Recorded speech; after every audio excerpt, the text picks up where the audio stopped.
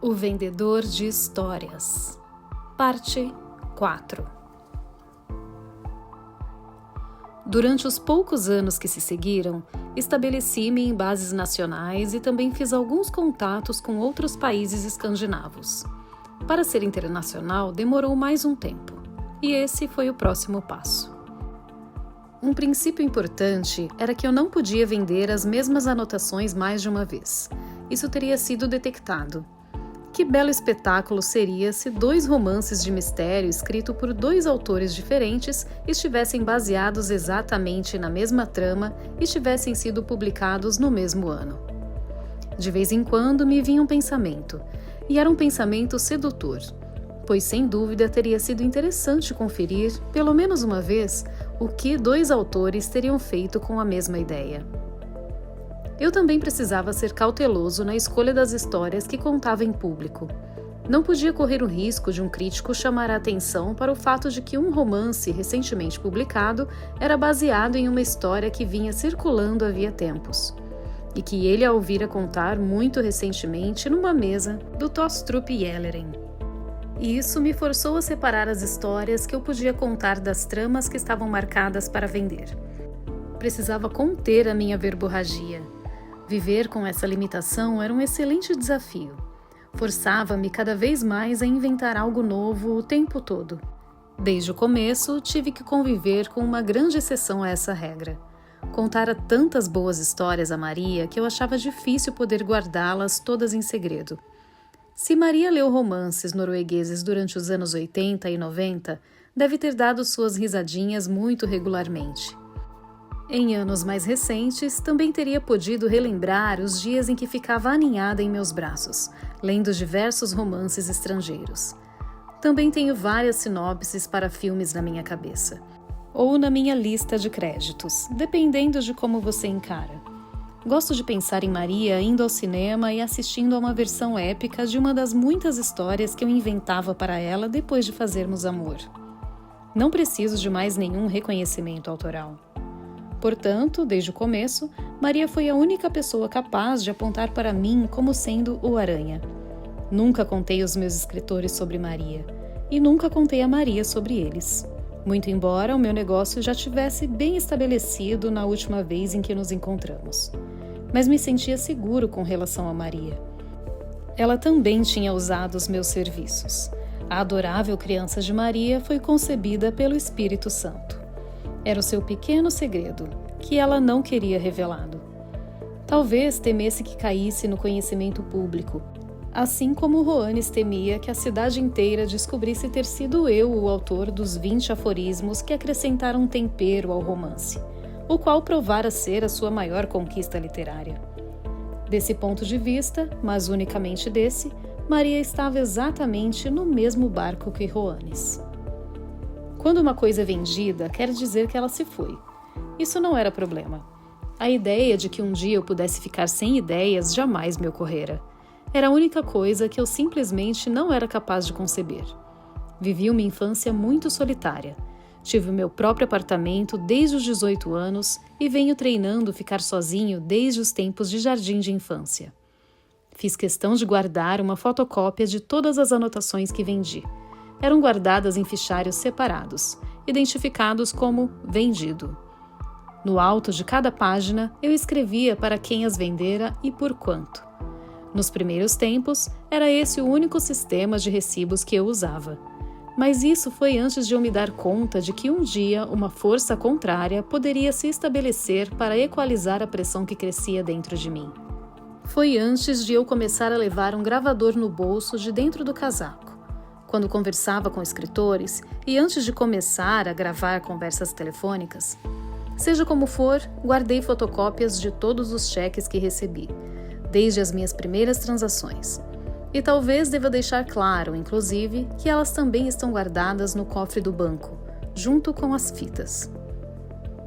O empreendimento tomou impulso justamente na época em que as fotocopiadoras estavam entrando no mercado. Durante um curto período, fiquei dependente das máquinas operadas por moedas na universidade ou na biblioteca, mas não se passou muito tempo até que eu tivesse a minha própria Henk Xerox. Quando os computadores pessoais apareceram, nos anos 80, o trabalho de escritório ficou muito mais simples. E depois que me tornei internacional para valer, jamais viajei para lugar nenhum sem levar um poderoso laptop. Era preciso aceitar o fato de que eu era o centro de um grande círculo de relacionamentos. Às vezes isso era uma espécie de provação, mas não era oneroso. Eu era uma pessoa sociável, gostavam de mim, e raramente achavam que precisavam pagar a minha parte nas contas dos restaurantes. Eu mesmo nem sabia explicar como, mas sempre que uma conta era apresentada, alguém já tinha acertado por mim. Era assim. Eu tinha a reputação de ser um manancial de ideias. Se eles soubessem, ninguém era capaz de ver mais que a ponta do iceberg.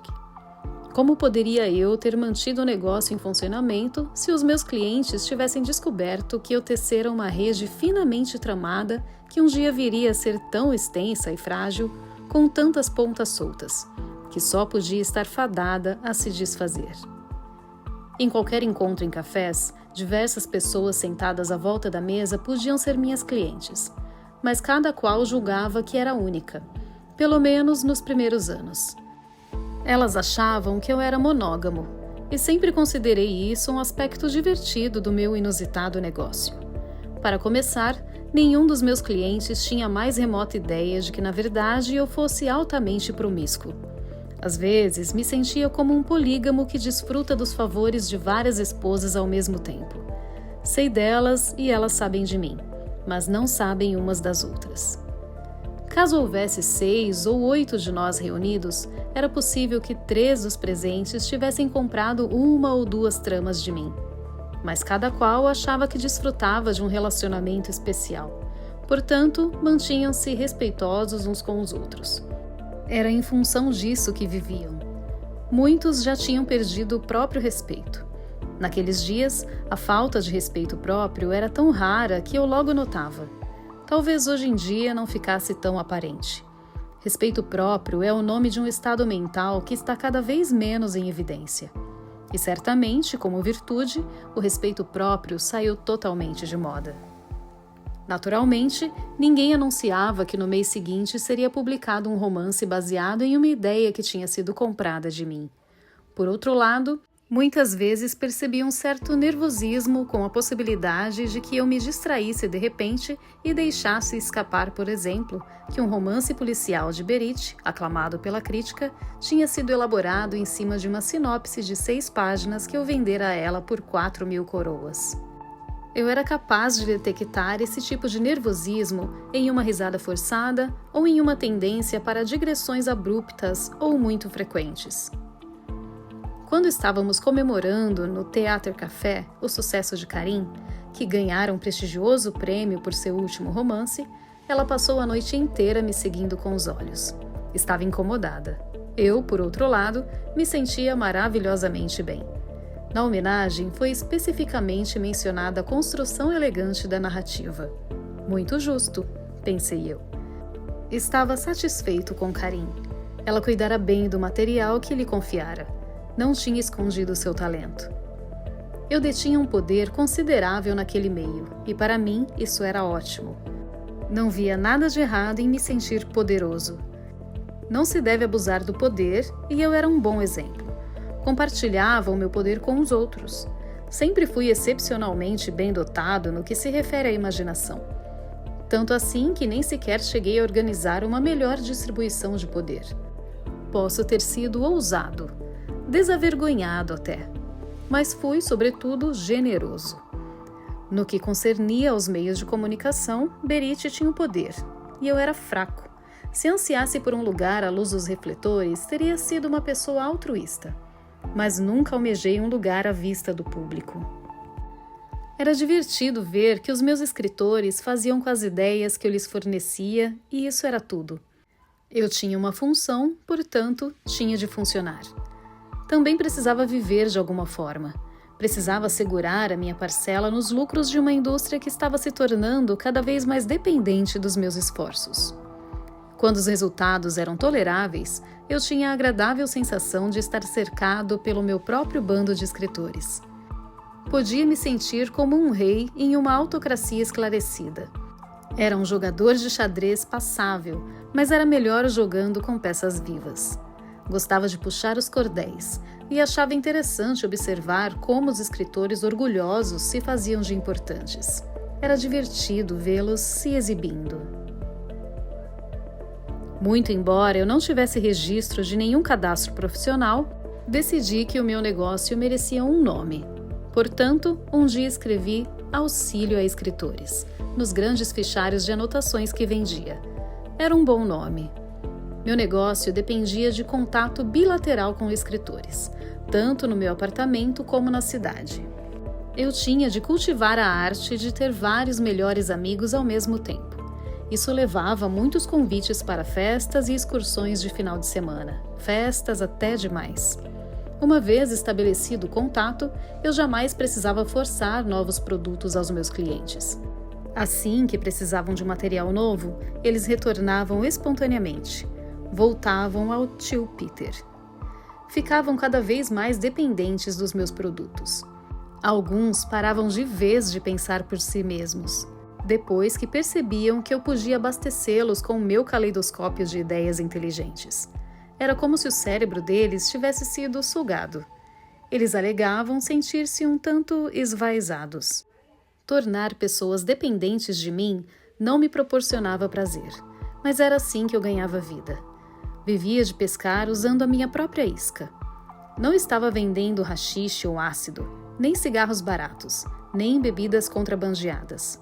Era a minha imaginação, a minha inofensiva imaginação. Mas era a chave para a estima de um certo grupo, a chave para algo tão complexo quanto uma identidade pós-moderna. Quando cruzava com um cliente necessitado, em uma grande festa, por exemplo, ele me arrastava para um canto no saguão ou às vezes ao lavabo. Lá, olhava nervosamente de um lado para o outro antes de balbuciar o seu recado em voz baixa. Está com alguma coisa em cima, Peter? Ou então, tem alguma coisa para mim hoje? Ou quem sabe, o que você pode me arrumar por 1000 coroas? Tanto em termos de categoria de gênero quanto em preços, eu tinha muito a oferecer. Um simples toque de inspiração ou uma conversa estimulante estavam claramente em uma faixa de preço muito diferente. Digamos de um plano completo para um romance mais ou menos longo ou uma sinopse detalhada para um filme. Eu também vendia poesia semi-acabada, bem como contos um quarto resolvidos. Uma vez escrevi um conto completo que retalhei em 3 partes e vendi para 3 escritores diferentes. Não foi para explorar o mercado, mas por pura diversão. Com uma frequência, eu bolava um tema tendo em mente algum cliente em particular.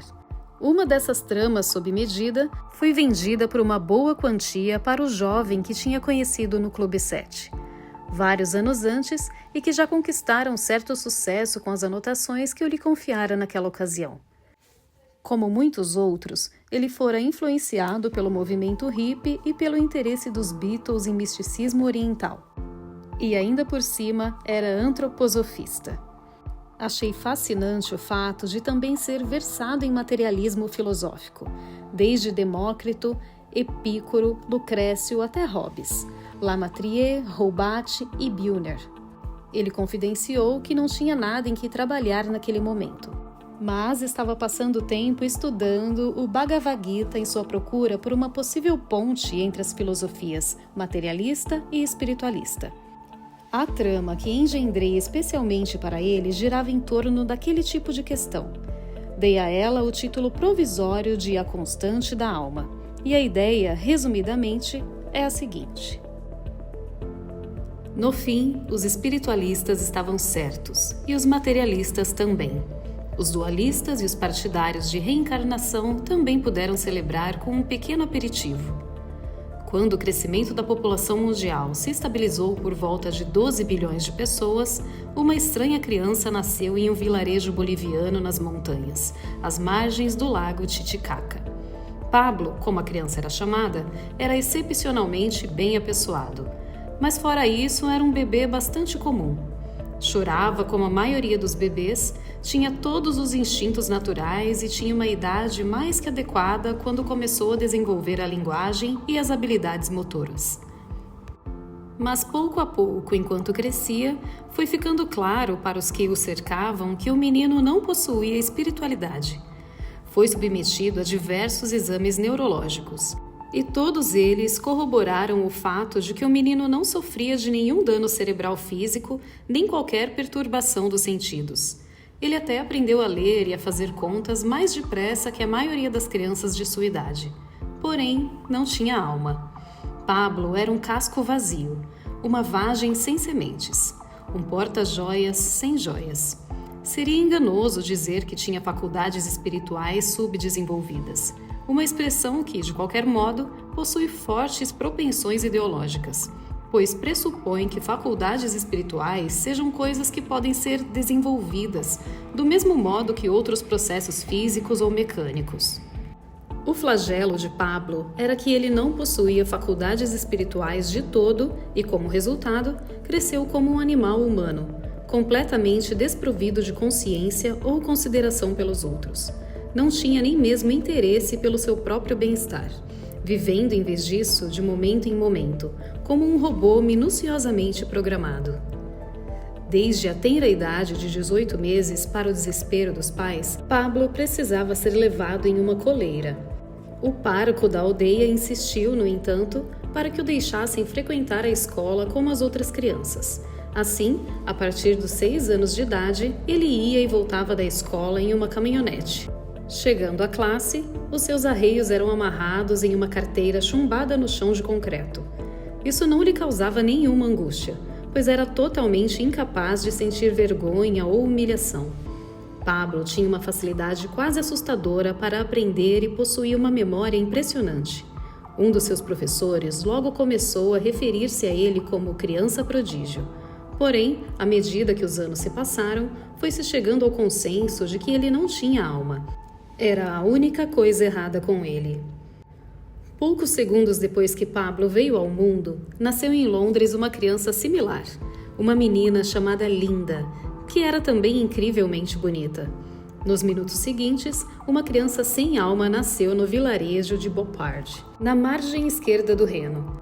Uma outra em Lilongwe, capital do estado africano de Malawi. 12 na China, 2 no Japão, 8 na Índia e 4 em Bangladesh. Em todos os casos, anos se passaram sem que as autoridades sanitárias conseguissem isolar aquela rara síndrome. Como resultado, o rótulo lesão cerebral foi aplicado, mas alguns profissionais discutiam extensivamente o termo, pois aquelas crianças sem alma frequentemente estavam acima dos padrões médios de inteligência. Quando Pablo contava 20 anos e já era responsável por inúmeros crimes violentos, inclusive o brutal assassinato a machadadas da própria mãe, a Organização Mundial de Saúde publicou um relatório internacional que cobria as 2.000 incidências daquilo que foi cognominado em inglês de LSD, Lack of Soul Disease, ou moléstia da ausência de alma. A revelação mais surpreendente nesse relatório das Nações Unidas foi que as crianças com o LSD sempre nasciam em estreitos grupamentos temporais.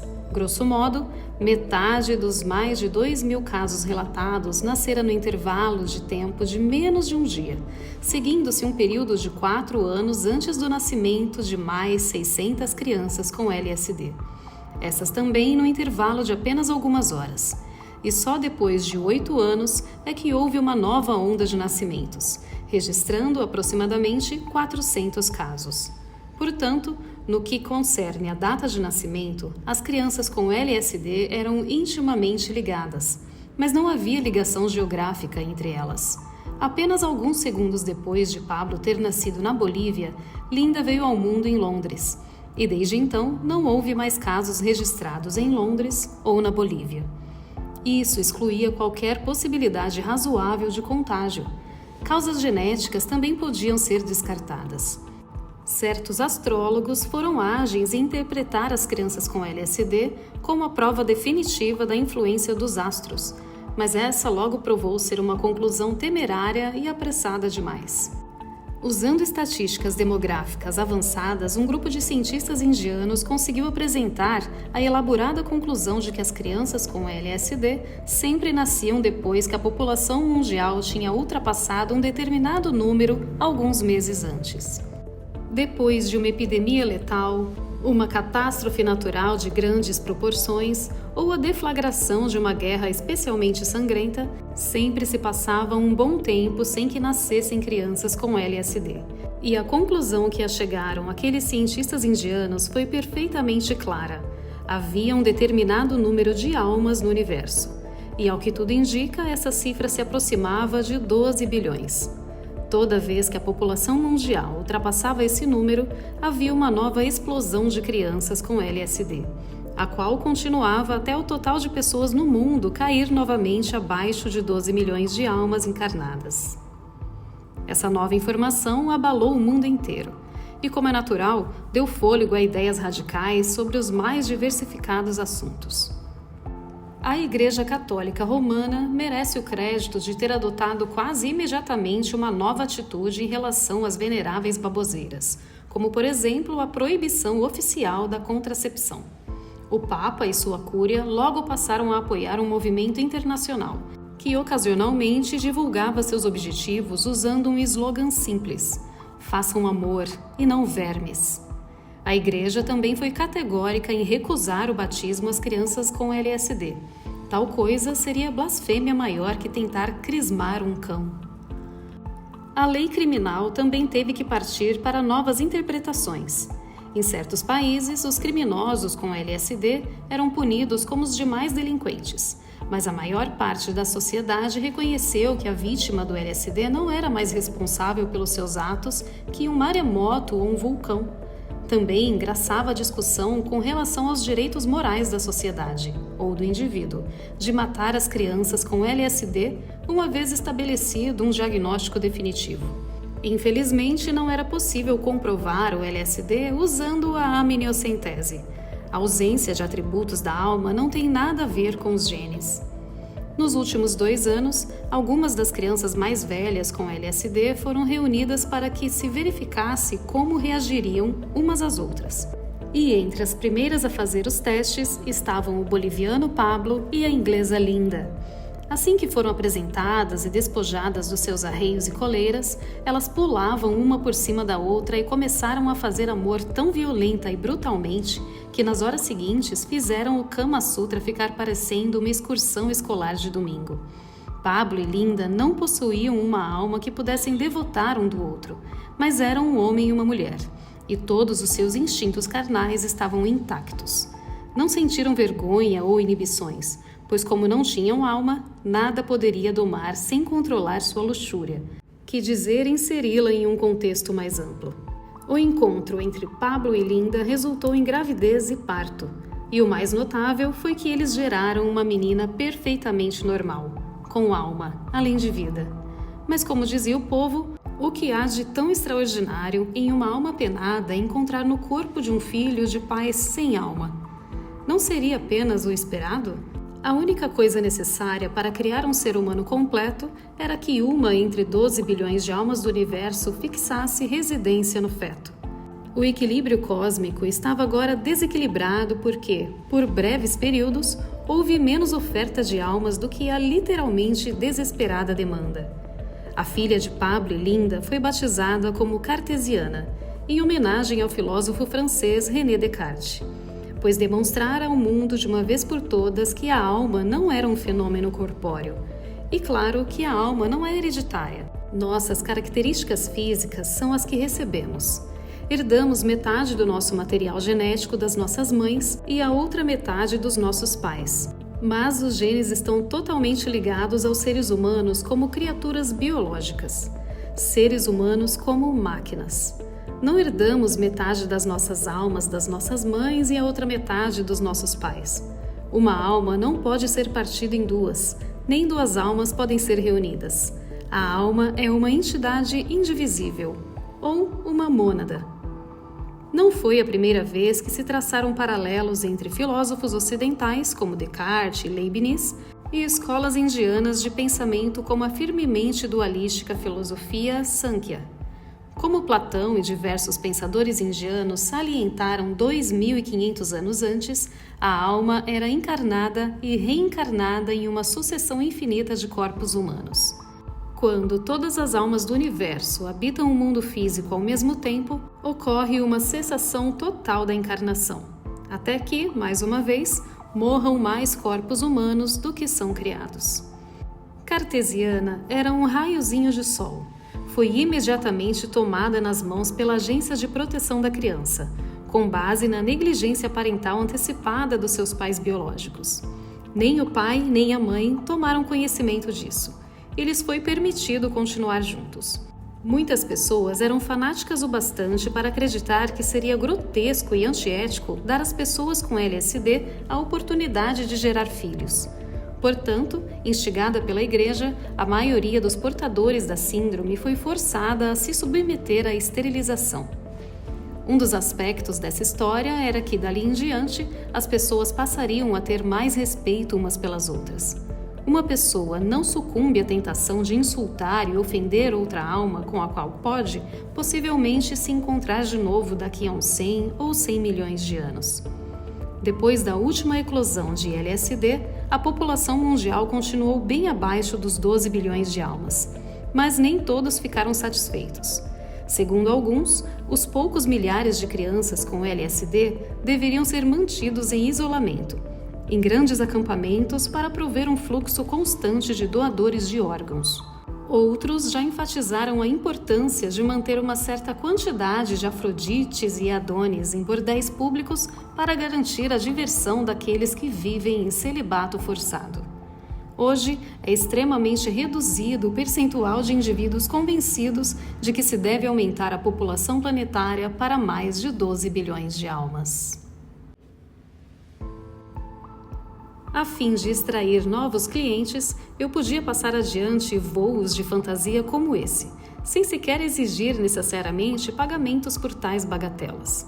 Afinal, as indústrias alimentícias começaram a oferecer 1 ou 2 amostras para degustação nas lojas. E podia recuperar o dinheiro que, segundo os meus cálculos, o cliente me devia, quando ele ou ela retornasse para pedir mais uma sinopse elaborada. Eu anotava esboços de ideias para o projeto de um livro em um pedaço de papel rasgado ou em um guardanapo e dava a autores ou escritores que merecessem em troca de nada mais que a corrida de táxi para casa. Pelo preço de um táxi para Tonsenhagen, barganhei a breve descrição de projeto que se segue, escrita no verso da conta de um restaurante. Livro para crianças, aproximadamente 100 páginas. Consistindo puramente em perguntas ordenadas por categoria e subcategoria. Isso era tudo, mas foi o suficiente para fazer disparar o pulso de um indivíduo notoriamente desprovido de imaginação. Esse cliente fortuito afirmou que eu lhe dera uma ideia brilhante. Eu tinha explicado a ele que o que estava para produzir não era um livro comum de conhecimentos gerais. A ideia era que as crianças para as quais escreveria deveriam poder encontrar as respostas sozinhas.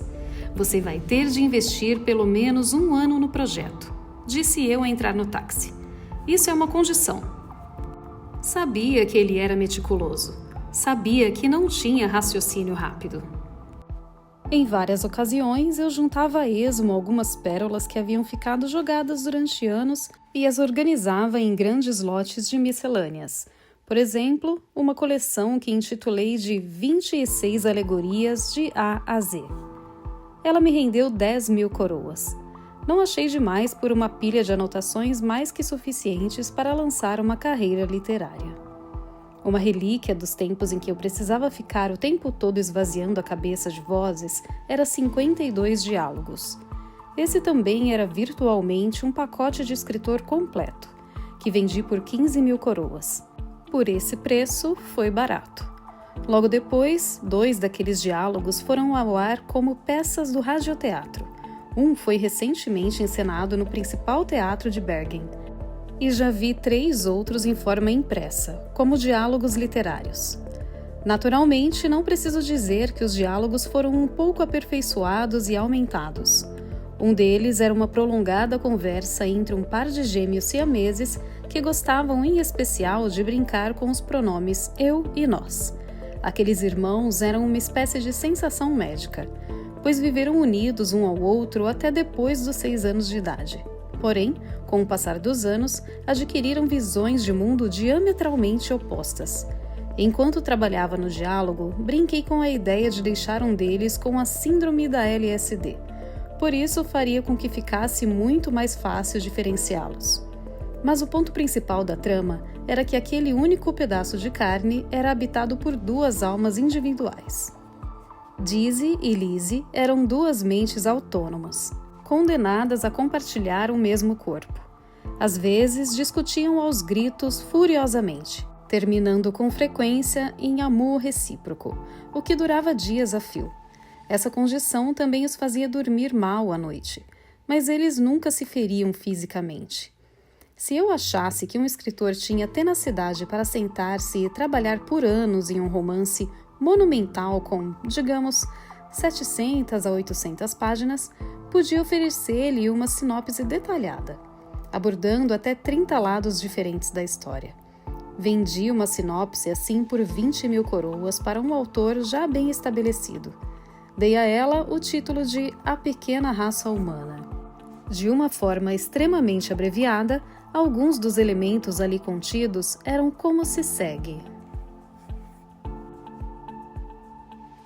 O temido vírus da Amazônia, que provavelmente se originara em um macaco do tipo Colobus, praticamente despovoou a Terra.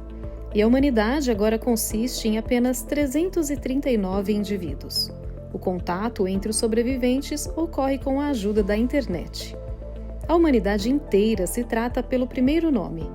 No presente momento, existe uma colônia de 85 pessoas no Tibete, 28 em uma pequena ilha de Seychelles, 52 no norte do Alasca, nada menos que 128 na ilha de Spitsbergen, 11 no que fora outrora Madrid, uma família de 6 integrantes em Londres, 13 na cidadezinha chilena de mineradores Chuquicamata e 16 em Paris. A maioria dos sobreviventes vive em localidades muito isoladas, como Tibete, Alasca, Spitsbergen e uma ilhota no Oceano Pacífico, o que indica claramente que eles nunca tiveram contato com a infecção. Mas o fato de que também existe um punhado de sobreviventes em Madrid, Londres e Paris só pode demonstrar que pelo menos uns poucos possuem anticorpos eficazes. Também é possível haver outros contingentes de pessoas que ainda não conseguiram entrar em contato com a comunidade mundial, ou até mesmo 1 ou 2 indivíduos isolados, que talvez possam ser rastreados no decorrer do romance.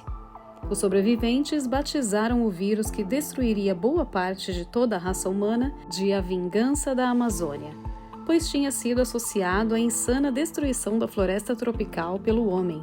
Agora, ele próprio é uma espécie ameaçada. Os recursos profissionais e intelectuais dos sobreviventes são limitados. Há um total de 8 médicos, entre os quais um neurologista, um cardiologista e um ginecologista. Em Paris, há uma mulher de 85 anos que, antes da epidemia, era uma das maiores microbiologistas do mundo, e agora é a única. Há um ex-professor de astronomia no Alasca e Spitsbergen se gaba de um glaciologista e nada menos que 4 geólogos, inclusive um brilhante paleontologista. Depois de um período de 30 anos durante os quais não houve contato físico entre as colônias, os especialistas concordam que o mundo está novamente preparado para a migração. Alasca, Spitsbergen e Tibete podem sobreviver ao isolamento por 2 ou 3 gerações. Mas a fim de evitar os efeitos negativos da endogamia, é premente que algumas das colônias menores tenham acesso a sangue novo, proveniente de fora das suas reservas. De Londres, chegam relatos sobre um pai que achou necessário engravidar a própria filha em uma tentativa desesperada de evitar o fim da colônia. Grande parte da malha rodoviária mundial ainda está intacta, e existem diversas centenas de milhões de carros, dos quais grande parte certamente se encontra ainda em condições de uso. Sobre pistas de pouso no mundo inteiro, há milhares de aviões prontos para decolagem. A pequena raça humana também possui reservas ilimitadas de petróleo, mas agora resta apenas um técnico aeronáutico no mundo, que mora no Tibete, e somente 2 pilotos, um no Alasca e o outro em Spitsbergen. Imagens de satélite mostram que algumas cidades no mundo se incendiaram completamente, mas que a maior parte continua como era 30 anos antes. Na maioria, os animais de criação morreram, mas não todos. Além disso, o meio ambiente na Terra está melhorando rapidamente. A camada de ozônio está quase totalmente restaurada e as condições climáticas na superfície do planeta estão mais estáveis do que nunca. É a partir desse estágio que você entra como autor. Como será a segunda colonização humana do planeta? O que acontece durante a primeira onda de assentamento? Que desafio enfrenta o indivíduo? Em suma, como é pertencer à pequena raça humana? É de algum modo uma experiência libertadora? Você deve escolher que episódios quer descrever. As possibilidades são infinitas. Os únicos limites são determinados pela sua imaginação. Talvez seja recomendável dar nomes a todos os 339 sobreviventes e descrevê-los mais minuciosamente, mesmo que não consiga incluir todos na história. São esses 339 destinos humanos que constituem o seu material. Como foi a experiência, para cada indivíduo, da epidemia que dizimou quase todas as pessoas da Terra? Qual dos seus entes mais próximos e amados foi perdido por essa ou aquela personagem? E como isso aconteceu? Não deixe de descrever os momentos mais dramáticos e emocionantes. Tenha também em mente que todos os sobreviventes enfrentaram o fato de que iriam, com toda a probabilidade, cair vítimas da doença. Como o indivíduo se arranja agora? Que irmãos acharam necessário procriar entre si para evitar o extermínio da raça? Como é para um pai engravidar a própria filha? Como é para a filha? Um desafio significativo será explicar para as pessoas permanecerem em contato a partir dos diversos continentes. Dê atenção especial à descrição do primeiro contato, ao sucesso da reconquista da comunicação, por exemplo, entre as pessoas do Alasca e as do Tibete. Que tipo de equipamento é utilizado? Quais são os recursos energéticos nas respectivas colônias? Se possível, verifique isso com engenheiros e especialistas em computação. Você vai optar por um pequeno número de personagens centrais e construir o seu romance em torno deles? Ou vai desenvolvê-lo em episódios com um elenco maior? Introduzir 339 personagens no enredo de um romance não necessariamente significa deixá-lo tedioso. Basta que sejam clara e nitidamente retratadas. Dar à narrativa uma atmosfera monumental pode até ajudar. As perguntas são muitas e as respostas dependem da sua capacidade como autor e de Deus. Conte todas as histórias, mas sem perder de vista a ideia dramática predominante, que é a própria direção e o motor dessa narrativa épica.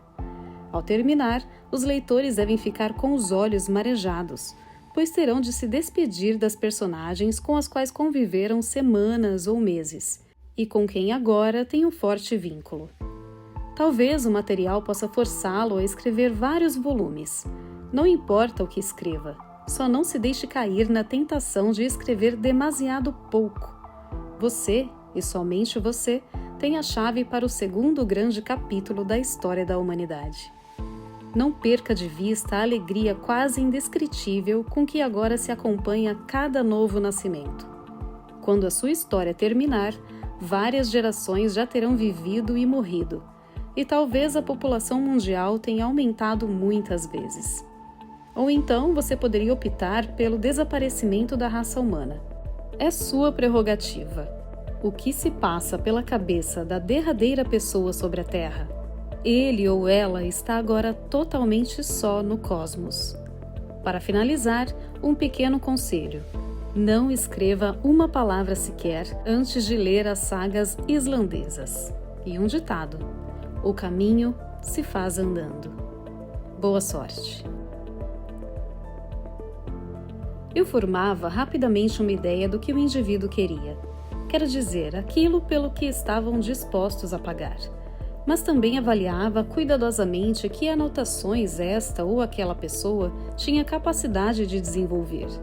Acima de tudo, tinha de me assegurar de que não estava lançando pérolas aos porcos. Soltar uma sinopse Rolls Royce nas mãos de um mau escritor seria a mesma coisa de jogá-la na lata de lixo. Os leitores também logo sentiriam cheiro de trapaça.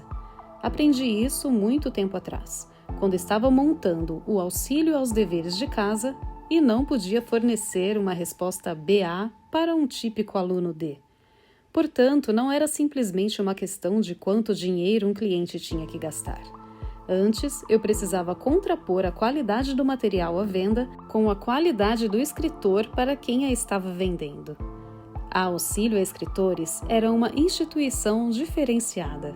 Sob certas circunstâncias, eu podia até me desfazer de anotações valiosas em troca de outras recompensas que não dinheiro.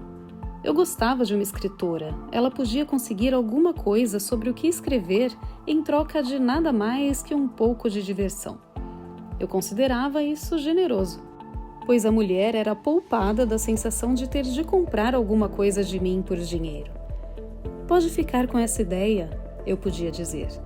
Simplesmente leve com você, mas nesse caso, dá para ficar por mais uma hora? As mulheres são muito melhores em trocar presentes e serviços do que fazer negócios. É frequente ficarem muito afetuosas depois de presenteadas com um bom esboço de peça teatral ou romance prontinho para a viagem. Não importa se são casadas ou comprometidas de algum modo. Perspectivas de poder e fama sempre deixaram as mulheres lascivas e prontas para o amor.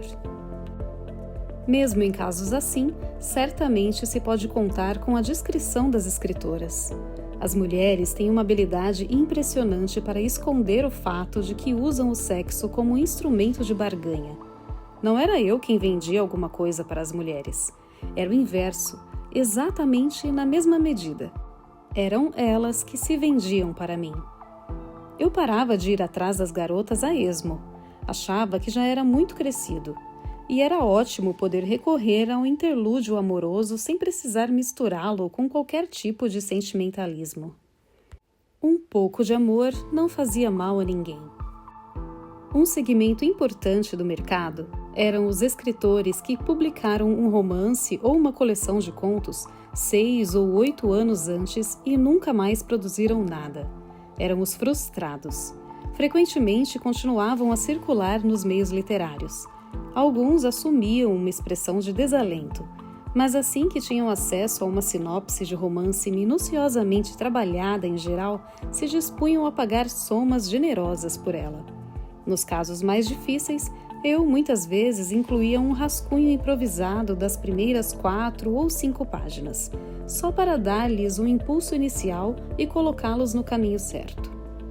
Outro grupo eram os autores que escreviam bem, que possuíam um estilo finamente burilado, mas ainda assim estavam frustrados, porque não sabiam sobre o que escrever. Era com esse grupo que eu mais gostava de trabalhar. Eles exigiam pouco, e de qualquer modo eu não podia me permitir ir longe demais. Não podia simplesmente entregar um maço de anotações prenhe de imaginação narrativa ou fervilhante de insights a alguém conhecido pelas sólidas descrições de personagens, e depois sumir. Alguma coisa para narrar, uma história, uma intriga, pode ajudar esse tipo de escritor a ascender às novas alturas. Dizem que alguns tiveram um momento explosivo em suas carreiras literárias. Gosto da palavra. Há algo de libertador nas coisas que começam a acontecer. Algo que explode e de repente vara os obstáculos. Muitas vezes, tudo o que se precisa é uma pitada de pólvora. Eu tinha uma razão em particular para gostar das pessoas desse grupo. Elas normalmente cuidavam bem do material que eu lhes confiara. Não se apressavam demais nem desperdiçavam o que lhes fora dado para administrar. Talvez não fossem exatamente grandes escritores, mas eram bons artífices. Eram obreiros da palavra. A Auxílio a Escritores servia esse grupo como uma luva. Nesse sentido, era realmente possível falar de uma genuína simbiose. É inegável que os meus escritores tinham uma capacidade que me deixava completamente de fora. possuíam serenidade de espírito para sentar e trabalhar em um único romance durante 3 ou até 4 anos. E faziam isso com o maior prazer. Eu diria até com um deleite. Frequentemente eram estetas até a raiz dos cabelos. Adoravam bordar com a linguagem, fazer descrições íntimas das personagens e elaborar as suas percepções sensuais. Grande parte desta requintada marquetaria literária parecia-me um tanto artificial e exagerada, se não positivamente fingida e falsa. Contrastando com esse sensualismo pretensioso, eu achava particularmente difícil me concentrar nas tramas, e elas não eram algo que eu tivesse construído ou inventado. Eram mais como um bando de passarinhos para o qual eu abrira os braços e acolhera com grande entusiasmo. Era ali, na tensão entre o espontâneo e o elaborado, que jazia a verdadeira simbiose entre os escritores e a auxílio a escritores. Eu gerava os enredos na minha imaginação de modo totalmente natural. Por exemplo, quando estava caminhando. E então os artistas literários podiam se esmerar em colori-los. De qualquer modo, nisso eles eram muito melhores do que eu. Embora o que qualquer um deles pudesse conseguir fosse limitado, havia uma grande quantidade deles, muitos trabalhando ao mesmo tempo, e todos para mim. Eu gostava de pensar que talvez não restassem mais histórias para contar depois de terminado o meu breve período como mortal. Eu então já teria gastado todos os fogos de artifício. Teria disparado todos ao mesmo tempo. Depois de mim, reinaria o silêncio. Não haveria mais nada em que pensar. Não haveria mais nada a ponderar. Eu estava no controle de uma poderosa máquina. Estava preparando o maior festival literário de todos os tempos. E fazia isso em sigilo absoluto. Um terceiro grupo de clientes abrangia todos os que não tinham publicado absolutamente nada. Porém, estavam convencidos de que estavam destinados a ser escritores assim mesmo. De início, era o maior dos grupos, e seus membros não estavam frustrados. Tinham a fama em vista e estavam embriagados de expectativa. Eram debutantes literários em potencial. Só ficavam frustrados quando percebiam que tinham pagado os olhos da cara por uma sinopse substancial com a qual jamais conseguiriam fazer nada. Desse modo, minha mão invisível ajudou a desmistificar muitas ilusões. Eu achava que esse também era um serviço valioso que eu prestava. Revelar às pessoas que estavam fugindo da realidade pode ser uma boa ação. A auxílio a escritores funcionava, em grande parte, como um catalisador da autopercepção. Eu precisei enxugar muitas lágrimas. Encontrei uma boa utilidade para os meus talentos psicológicos. Sempre me considerei um psicólogo aceitável. Conhecer as pessoas é obviamente a coisa mais importante de todas para um psicólogo. E eu achava que eu tinha um bocado de experiência. Especialmente por frequentar todos aqueles teatros e cinemas desde muito cedo. Além disso, aprendera muito ao sobrevoar a cidade e espiar a vida doméstica através das janelas. Eu olhava de perto os meus compatriotas e nem todo mundo pode se orgulhar disso. Um psicólogo também precisa ser capaz de confortar. E isso foi algo que aprendi com o tempo. Confortar não é ficar procurando as palavras certas. De certo modo, é parecido com soltar as rédeas da imaginação. Quando Calvero conforta Terry, no começo de Luzes da Ribalta, ele usa sua própria riqueza de atitudes e perspectivas. Calvero é um bêbado e palhaço fracassado, uma combinação excelente neste contexto. Em geral, é mais fácil confortar outro ser humano quando você mesmo já passou pelo mais profundo dos desesperos. Terry está deitada na cama de Calvero, com seus longos cabelos escuros espalhados por cima dos lençóis brancos. O médico foi embora e ela está voltando a si depois de uma tentativa de suicídio. Calvero volta-se para ela e diz: "Dor de cabeça?" Terry: "Onde estou?" Calvero: "Você está no meu quarto. Moro 2 andares acima do seu." Terry: "O que aconteceu?" Calvero: "Bem, eu vim para casa esta noite e senti cheiro de gás vindo do seu quarto. Então arrombei a porta, chamei um médico e juntos trouxemos você para cá. Terry. Por que não me deixou morrer? Calvero. Qual é a pressa? Está com dores? Terry sacode a cabeça. É só o que importa. O resto é fantasia. Foram necessários bilhões de anos para que a consciência humana evoluísse, e você quer acabar com ela? E o milagre de toda a existência? É mais importante que qualquer coisa no universo inteiro.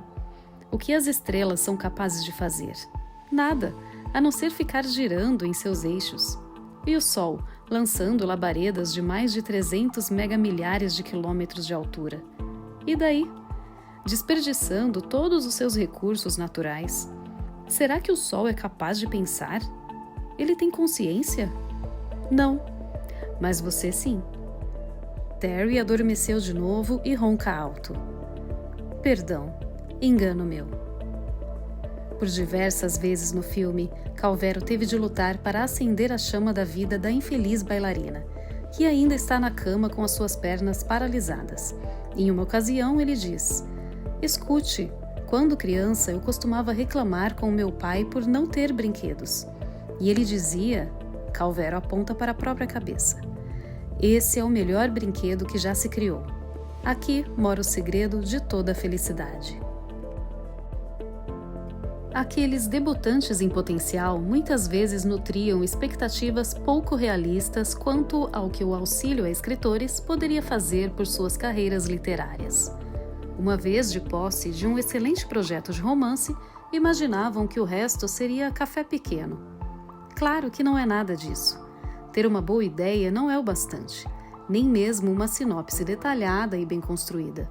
Talvez a sinopse não deva ser detalhada demais. Talvez não deva ser bem trabalhada demais. Você também precisa ter a capacidade de contar a história do começo ao fim, de estabelecer uma voz narrativa plausível e de dominar alguns truques estilísticos elementares. Mesmo assim, usualmente não é nisso que reside o problema. Se uma pessoa ainda não aprendeu a escrever depois de 12 anos de escola, nunca é tarde demais para frequentar um curso de redação.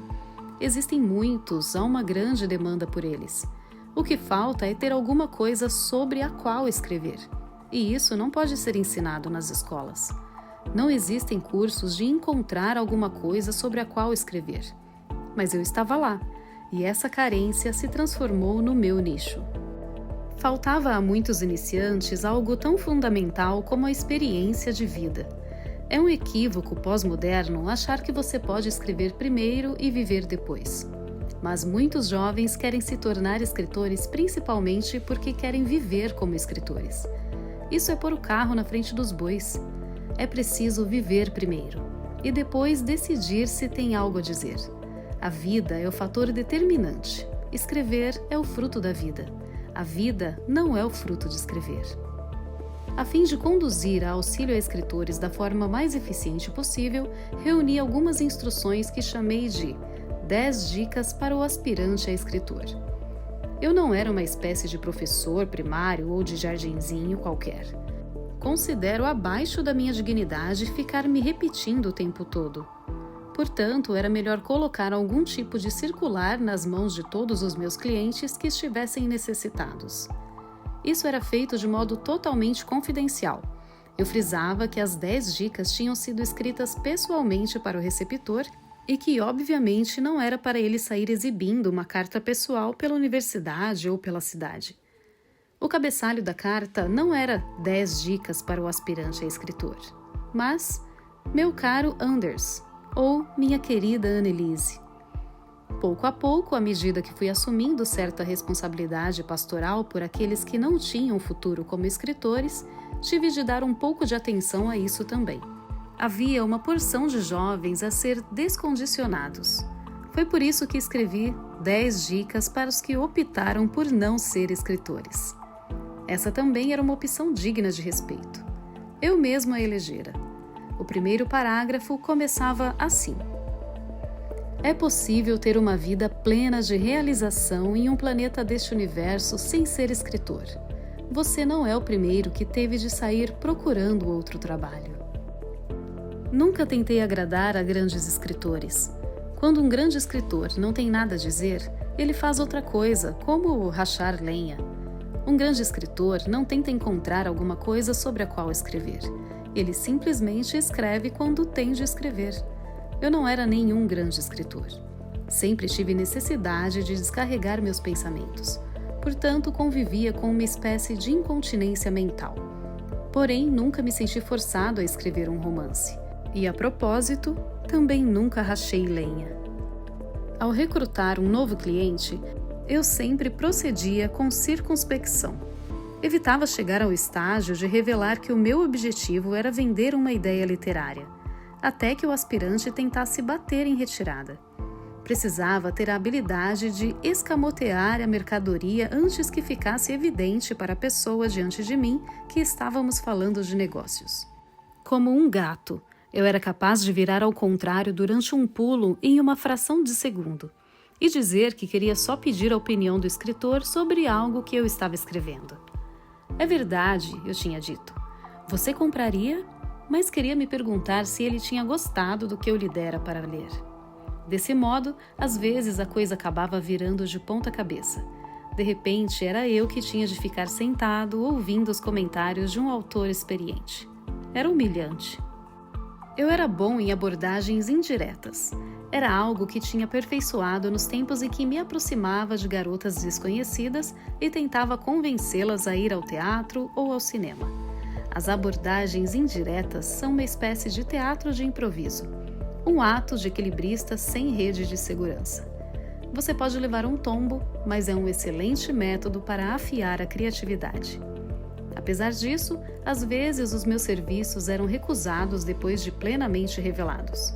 Alguns erguiam as sobrancelhas, alguns sacudiam a cabeça, outros protestavam veementemente. Não que não tivessem gostado do que eu tinha para oferecer. Antes, muito pelo contrário. Acho que gostavam bastante. Percebiam o valor de algo que poderiam facilmente tornar seu. Eu podia vê-los pegos de assalto pela tentação, mesmo que fosse apenas por 1 ou 2 segundos. E esses momentos eram uma delícia. Mas, a longo prazo, os incorruptíveis colocariam em sério risco o auxílio a escritores. Os incorruptíveis eram imaculados. Não tinham nada a perder se mencionassem minhas ofertas a outros escritores. Alguns requeriam minha atenção especial durante um longo tempo depois do feito, e eu cultivava esse tipo de cuidados especiais com escritores. Mas deve ter surgido daqueles lados os primeiros rumores sobre as minhas atividades. Presumivelmente foi a partir das bocas de tais escribas imaculados que a alcunha Aranha começou a circular. Dessa vez não tinha nada a ver com um pedaço de âmbar ancestral que o meu pai e eu tínhamos visto no museu. Por 2 vezes em minha vida ganhei o apelido de Aranha. Então devo realmente ser uma aranha, afinal. A aranha tece tudo a partir de si mesma. Ou, como coloca o poeta Inger Hagerup, é estranho ser uma aranha com uma bola de fio dentro dela, tecendo todos os seus dias. Nem todos os escritores fazem isso. Alguns são como formigas. Vão pegando um pouquinho aqui e um pouquinho ali e em seguida consideram o que meticulosamente recolheram como se fosse deles. Os críticos caem facilmente na tentação de acreditar que praticamente todos os escritores pertencem a essa categoria. Frequentemente dizem a respeito de um determinado livro que foi influenciado por, lembra ou deve a certas obras ou tendências tanto contemporâneas quanto históricas. E isso mesmo quando o autor não passou nem perto dos livros mencionados. Mas os críticos frequentemente acreditam que todos os escritores são tão cultos e desprovidos de fantasia quanto eles próprios. Parece que a mensagem é que não existem mais impulsos originais, nem num pequeno país qualquer, nem certamente na Noruega. Mas também havia uma terceira categoria. Os autores que utilizavam os serviços da auxílio a escritores eram como abelhas. Vinham, sorviam o néctar do roseiral do Aranha e estocavam a sua matéria-prima, mas a maioria se dava ao trabalho de construir e trabalhar em cima do que havia guardado. Eles digeriam o néctar do roseiral e se transformavam no seu próprio mel. Certos escritores consagrados não suportavam a ideia de que eu poderia estar rondando seus colegas, ajudando outros autores com bons conselhos literários. Em minha opinião, isso era puritanismo. Conheci escritores que ficam nervosos com colegas que se inspiram bebendo numa garrafa de vinho, fumando um baseado ou até fazendo uma viagem para o exterior. Aos olhos deles, o mais imperdoável dos pecados é que os novatos frequentem cursos de redação. A maioria dos autores não admite se inspirar em nada além de neles mesmos. Em períodos de renascença literária, os autores aplicam grande parte do seu esforço intelectual em provar que os outros escritores não dão conta do recado. No final dos anos 70, os currais literários do mundo editorial estavam começando a superlotar, e quando o cercado fica cheio demais, os animais começam a se morder. Quando os fazendeiros produzem manteiga ou cereais demais, eles jogam fora o excesso. Quando escritores produzem originais demais, eles começam a pichar um ao outro. É claro que nem tudo que eu vendia se transformava em livro, mas reconheço minha parcela de responsabilidade na inflação literária do último quarto do século passado. Levantou-se uma grita de que estavam sendo publicados livros demais na Noruega. Então, contrataram um crítico dinamarquês. Também isso no final dos anos 70. O dinamarquês leu todas as coletâneas de poesia daquele ano e concluiu que quase nenhuma delas tinha um padrão de qualidade razoável. Porém, o problema não era apenas a produção excessiva de livros ruins. A abundante quantidade de livros bons também preocupava. Pertencemos a uma competição por desova de palavras. Produzimos mais cultura do que podemos digerir. Durante os últimos anos, estivemos envolvidos de um modo quase pedante em combater a pichação nas estações de metrô, enquanto, ao mesmo tempo, gastamos milhões na construção de uma nova biblioteca nacional. Mas a memória nacional também está pichada. Nietzsche comparou uma pessoa excessivamente ligada à cultura a uma cobra que engole uma égua e fica dormitando ao sol, incapaz de se mexer. A era do epigrama acabou. Debaixo do cais de Bergen, descobriram um pequeno pedaço de madeira com a inscrição rúnica: Ingebjorg fez amor comigo quando estive em Stavanger. Aquele evento deve ter causado uma forte impressão nele, assim como causa no leitor de 800 ou 900 anos mais tarde. Se fosse hoje em dia, aquele estriba taciturno envolveria a memória de gerações futuras com um grafite de um romance de 400 páginas sobre o deplorável encontro amoroso com Ingebjorg. Ou torturaria os contemporâneos com uma letra de canção popular, dessas impossíveis de esquecer como: Ingebjorg era fenomenal, ela era fenomenal. O paradoxo é que, durante aqueles 800 anos, os romances tivessem sido escritos com a mesma prolixidade dos anos 70. Nenhum de nós teria sido capaz de penetrar a maciça tradição literária para recuperar a simples, porém encantadora, história sobre Ingebjorg. Ingebjorg fez amor comigo quando estive em Stavanger.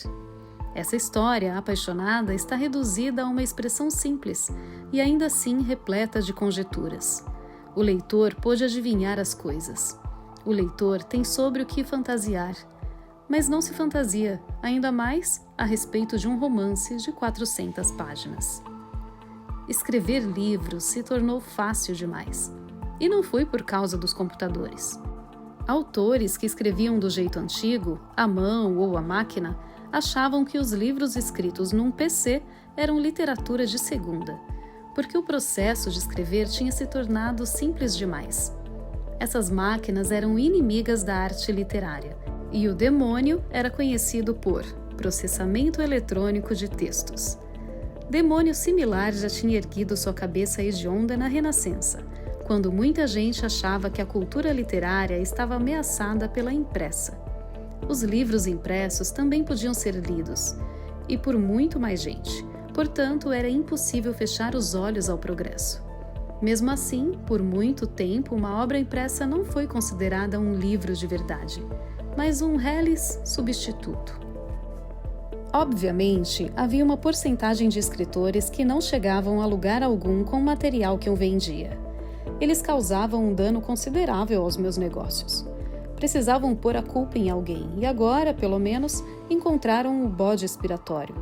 Não eram só os principiantes que se sentiam frustrados quando as minhas sinopses não resultavam um livro.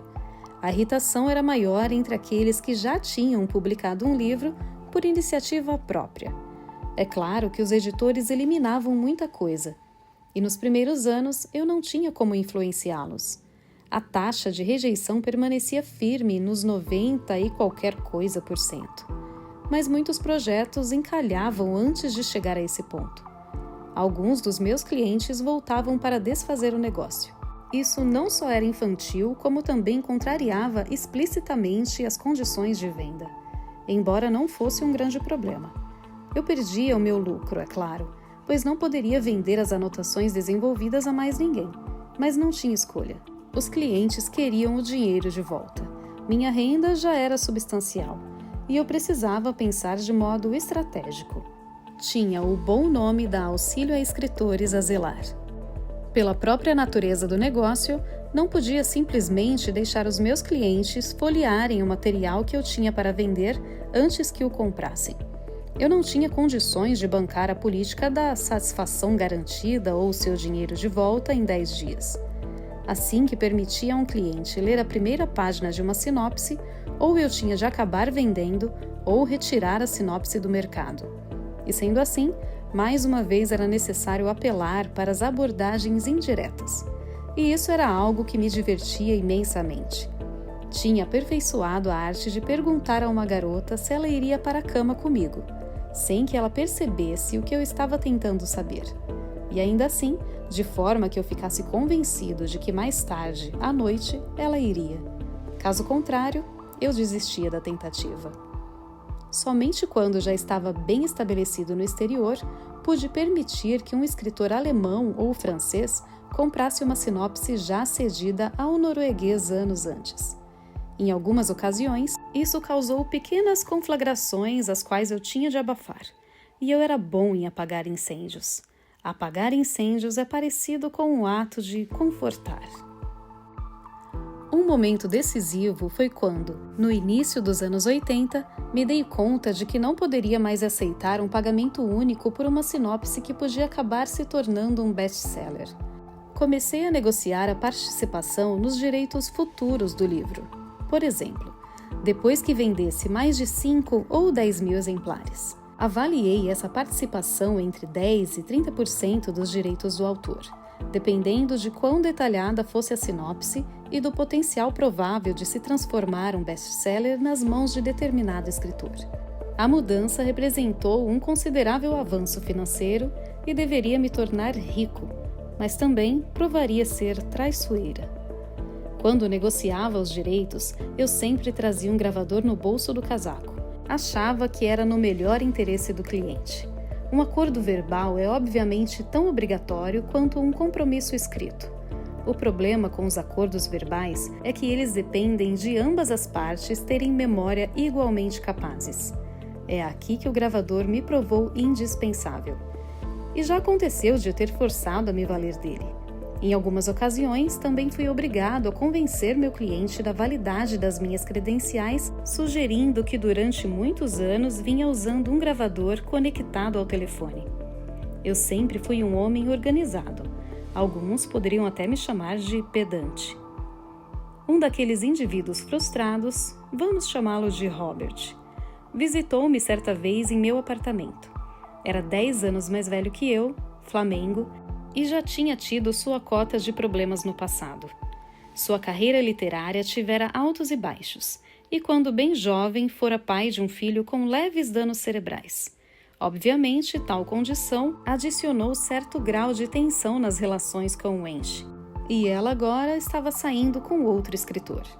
Wenche e Robert ainda moravam juntos, mas por causa do filho deficiente, sua vida em comum era muito parecida com aqueles barômetros em que um homem sai quando a mulher entra, e vice-versa. Não saberia dizer até que ponto Robert tinha ciência do caso de Wench com Roanes, mas eu sabia de todos os detalhes. As rodas literárias são extremamente transparentes. Robert era uma daquelas pessoas que ajudei e esperavam que eu assumisse cada vez mais a responsabilidade por todos os aspectos de sua vida. A imagem que ele tinha de si mesmo estava intimamente vinculada aos meus méritos literários. Vários meses antes, estivemos no cassino e ele passou praticamente a noite inteira se queixando de que sua relação com Wench sempre fora um espelho dos seus sucessos e fracassos literários. Quando tinha sorte com um livro, encontrava favor no leito nupcial, mas assim que recebia uma crítica desfavorável, era condenado ao apartheid doméstico do quarto de hóspedes. Disse que quem estava com problemas era Wench, não ele. Eu não apreciava esse tipo de visita inesperada e deixava isso perfeitamente claro. Gostava de esvaziar pastas e outras coisas assim antes de deixar alguém passar pela porta. Muitas vezes o lugar podia estar em desordem total. Mas Robert estava em tal estado quando deparei com ele diante da porta que o deixei entrar assim mesmo. Qual é o problema, Robert? Está na fossa de novo? Perguntei enquanto estávamos na sala de estar. Ele foi direto ao assunto. Tenho a impressão de que você anda ajudando outras pessoas além de mim, disse ele. Não vi razão para negar. Ok, disse eu. Suponhamos que haja uma porção de outros me procurando. E daí? Você não está contente com o que tem? Comecei a pensar na parábola de Jesus com os trabalhadores do vinhedo. Robert foi um dos primeiros que ajudei, e nossas condições foram claras. Ele não precisava se preocupar com quaisquer acordos que eu tivesse feito com os outros trabalhadores do vinhedo. Sentei-o numa poltrona e fui buscar algumas garrafas de cerveja. Depois fui até o aparelho de som. Chopin ou Brahms? Perguntei. Ele ficou em silêncio. Apenas respirou fundo algumas vezes antes de dizer: Você disse que era só eu. Fingi que estava invertendo as coisas. Eu disse mesmo isso?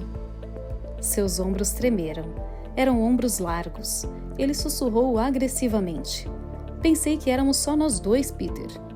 Escute aqui, respondi. Você provavelmente está se referindo a algo que eu disse 10 ou 12 anos atrás.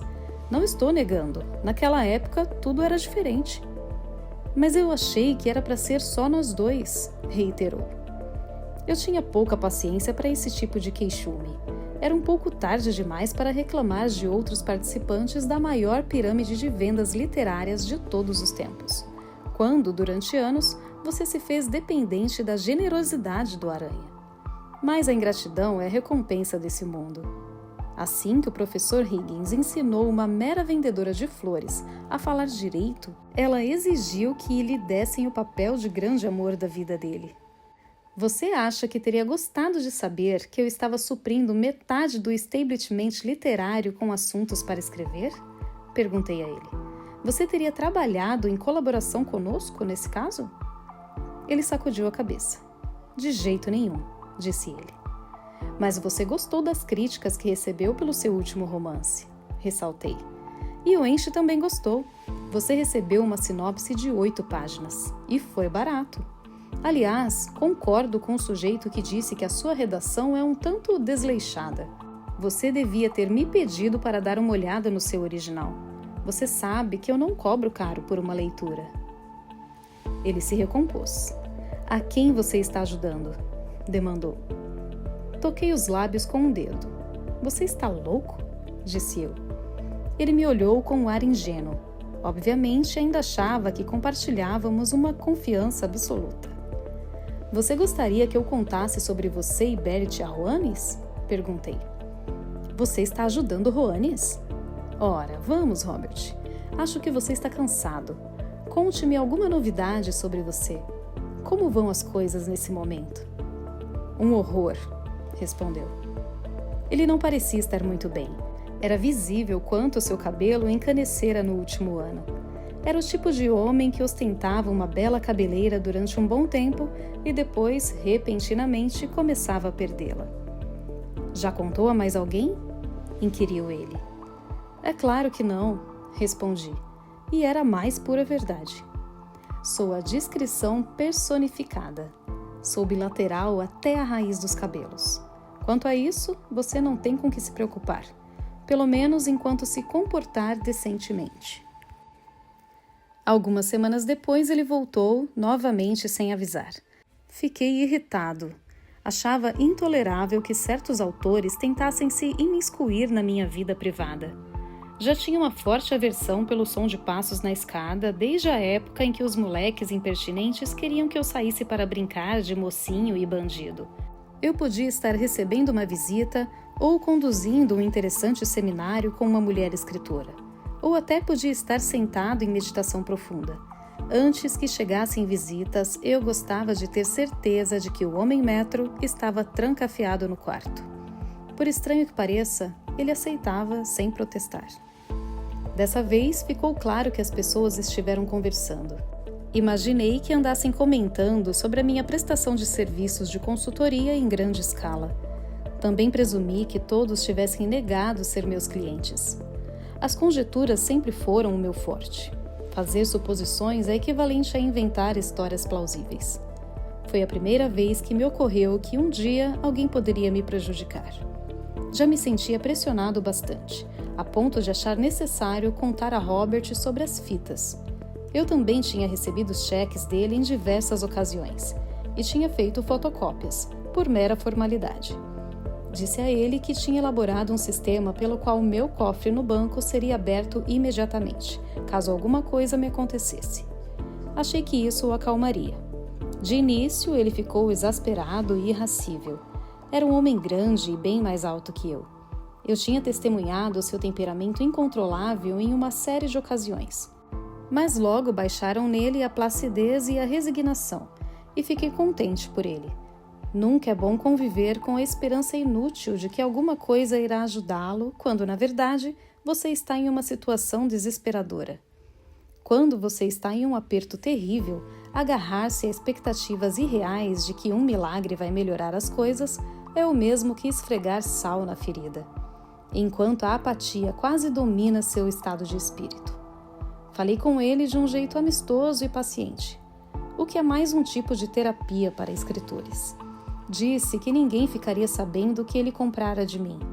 Servi alguns generosos copos de uísque e perguntei como iam as coisas com o ente. Vários anos se passaram até que eu o visse novamente. Estava pálido e me contou que estava com um bloqueio de escritor. Estava tentando escrever um romance policial, disse ele, e deixei-o escolher entre 2 sinopses. Foi generoso da minha parte. Robert sabia que as sinopses que ele via, mas não comprava, perdiam imediatamente o valor. Tinham de ser retiradas do arquivo das anotações à venda e postas no arquivo de histórias para serem contadas em festas. Eu não podia parar completamente de ser um contador de histórias, e o fato de poder tirar algumas da manga para narrar era uma boa propaganda. A sinopse que ele levou se chamava Triplo Assassinato Após a Morte, e talvez fosse meio inspirada na canção dos Beatles Lucy in the Sky with Diamonds. Era quase 15 páginas de anotações, mas a história resumida era como se segue. Na cidade flamenga de Antuérpia viviam 3 irmãos, Wim, Kees e Klaas. Wim tinha uma grande marca de nascença no rosto e por isso fora atormentado pelos irmãos mais velhos durante toda a infância.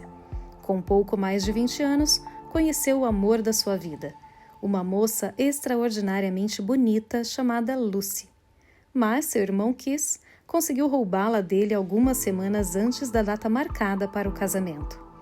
A união familiar só piorou quando os pais deles morreram, um depois do outro, num pequeno intervalo de tempo. Os pais tinham feito um testamento detalhado e os termos da herança deixaram pouca dúvida de que Wim fora prejudicado. Presume-se que isso foi resultado de algum tipo de tramóia dos irmãos mais velhos. Klaas, que era advogado, tinha sido especialmente solícito, ajudando os velhos na preparação do testamento, e nos anos que se seguiram à morte dos pais, ele saiu por Antuérpia se gabando de ter conseguido engambelá-los. Apesar de tudo isso, Win conseguiu se estabelecer como mercador de diamantes e, com o passar dos anos, ficou muito rico. Sua grande tristeza era nunca ter tido uma família. Não havia mulheres na vida de Win, a não ser Lucy, e, consequentemente, ele não tinha herdeiro.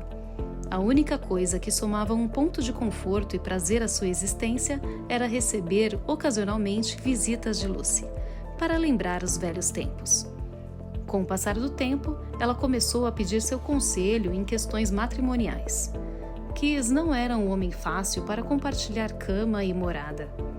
Se o irmão mais novo morresse antes deles, Kis e Class deveriam, por simples decência, herdar parte da fortuna de Win. E quando ele, ainda relativamente jovem, contraiu uma doença incurável, declarou em testamento que o seu último desejo era que Kis e Class abrissem juntos o seu grande cofre. Segundo boatos que corriam em Antuérpia, o cofre continha diamantes lapidados que valiam milhões de francos belgas. Win morreu alguns meses depois de assassinar o testamento na presença de testemunhas, e então Kis e Class se encontraram para abrir o cofre. Levaram com eles um destacado advogado comercial. Quando, com cobiça nos olhos, abriram a arca do inestimável valor, houve uma grande explosão que os matou instantaneamente. Não havia só um diamante no cofre, nem cédulas ou notas. Kis e Class não tinham herdado nada, a não ser uma armadilha.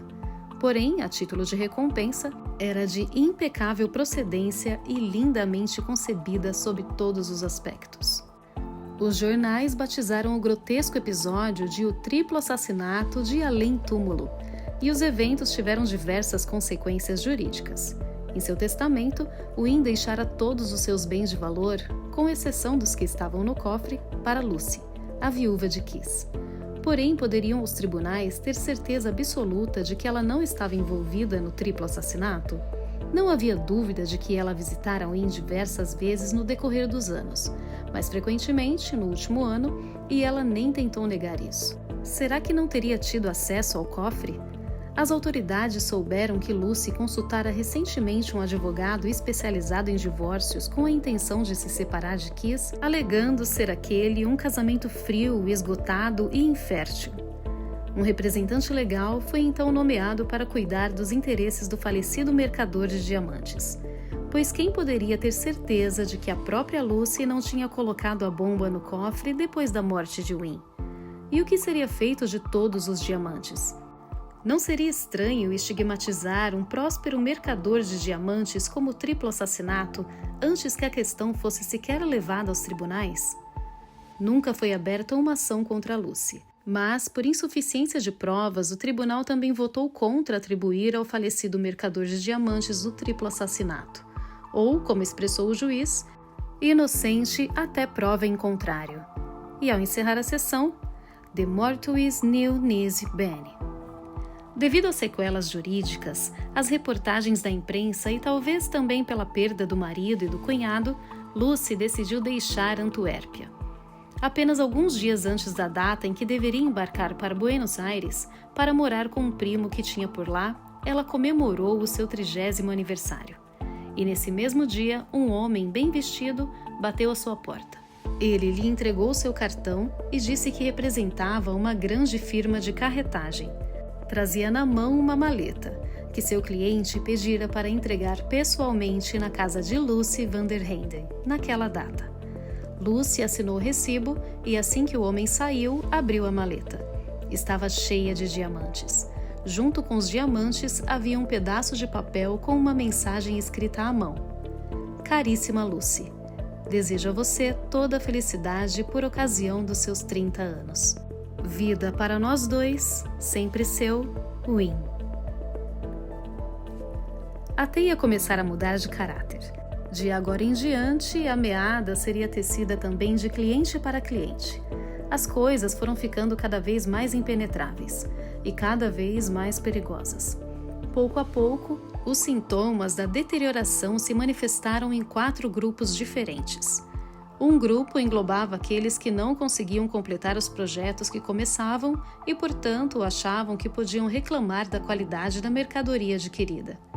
Passei por uma profusão de acrobacias mentais desse tipo. Eles me divertiam. É ridículo reclamar das qualidades de um Jaguar quando o problema de fato é que o carro tem um incompetente no volante. O que está em questão são as características do motorista, não do Jaguar.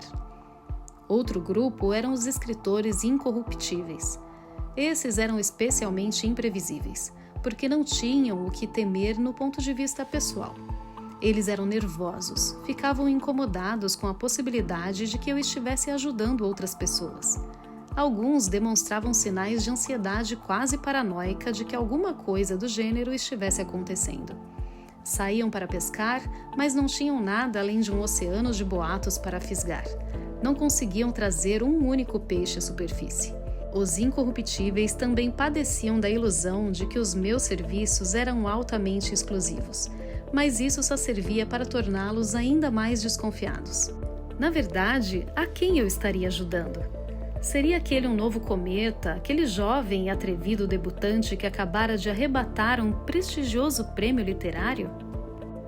Os sujeitos que me deviam dinheiro constituíam um terceiro grupo, das pessoas que nem sempre estavam dispostas a pagar. Em alguns casos, as somas em questão eram altas. Nem o cliente nem eu gostaríamos de pensar que poderiam se tornar público o fato de que um dos best-sellers do ano se baseara em uma série de anotações detalhadas que não emanaram da pena do autor. Nenhum de nós achava bom quando eu era forçado a lembrar as pessoas das fitas, mas às vezes me sentia impelido a isso. Era eficiente. A aparência de desleixo da auxílio a escritores tornava ainda mais importante que os trabalhos contratados estivessem em ordem. O derradeiro grupo continha todas as pessoas que se beneficiaram muito com o auxílio a escritores, tanto artística quanto financeiramente, mas se sentiam pisando em terreno instável ao perceber que haviam outras vítimas na teia. Quanto mais tinham se utilizado dos meus serviços, mais fundo podiam cair. E mais medo sentiam de ser humilhadas. Tinham vergonha de ter aceitado ajuda. Sentiam-se vexadas por cair na armadilha. Compreensível, mas eram essas pessoas que sucumbiam à tentação de comprar seda pura. Mesmo sabendo que eu estava operando em grande escala, vários dos meus clientes não resistiram e firmaram novos contratos. Perceberam que o navio estava afundando, mas estavam viciados e queriam mais. Como acontece com qualquer outra dependência de drogas. Aquilo talvez não fosse nada mais que a tentativa de afastar um mau momento. Perguntei a um deles se não estava preocupado com a possibilidade de ser descoberto após a morte. Ele simplesmente negou com a cabeça e me disse que, de qualquer modo, não estaria mais aqui. Achei aquela declaração vergonhosa, mas também surpreendente. Uma das características da civilização pós-moderna é uma quase total falta de respeito para com as honrarias póstumas. A vida é um parque de diversões e a estima não vai além do horário de fechamento. A ideia de que tais clientes podiam me odiar era uma outra coisa. Não é necessariamente uma contradição ser um dependente de heroína e odiar o traficante ao mesmo tempo. Mantive a minha equanimidade até o dia em que li um breve artigo da Der Spiegel, tratando de um notável romance sobre xadrez que tinha saído recentemente na Alemanha. Consegui um exemplar do romance, li de cabo a rabo e fiquei profundamente chocado. O romance era baseado precisamente na mesma história que eu contara a Maria muitos anos antes, em Frogneseter, apenas algumas semanas antes de eu tê-la engravidado. Muitos detalhes eram diferentes da versão alemã. Todos os nomes eram novos e a ação se passava na Alemanha, mas a história em si era exatamente a mesma que eu tinha inventado. Em certas passagens, os detalhes eram reveladores. A autora era supostamente uma tal de William Minnie Whitman, alguém totalmente desconhecido para mim, mas é claro que o nome podia ser um pseudônimo. Maria era a única pessoa a quem eu tinha contado a história do xadrez. Disso eu tinha certeza. Não fora vendida porque eu ainda não encontrara ninguém que considerasse capaz de lhe fazer justiça. Portanto, só havia duas possibilidades. Ou Maria recontar a história sobre o Lord Hamilton a terceiros, por exemplo, a um escritor, ou, e achei isso ainda mais difícil de aceitar, a própria Maria estava se escondendo atrás do pseudônimo de William Minnie Whitman. A história estava bem contada. Fiquei satisfeito com o resultado, muito embora, para mim, a narrativa estivesse quase inextricavelmente ligada aos planaltos da Escócia. Esse súbito sinal de vida de Maria me deixou totalmente exasperado. A sinopse das Chaginhamines era apenas uma entre as dezenas que eu esbanjara com Maria, e várias delas já tinham, havia muito tempo, decolado como romances plenamente desenvolvidos. Haveria outras histórias saídas da pena de William Minnie Whitman? Nesse caso, o auxílio a escritores corria o risco de acabar em palpos de aranha. Maria já demonstrara ter uma memória impressionante e agora começara a jogar xadrez.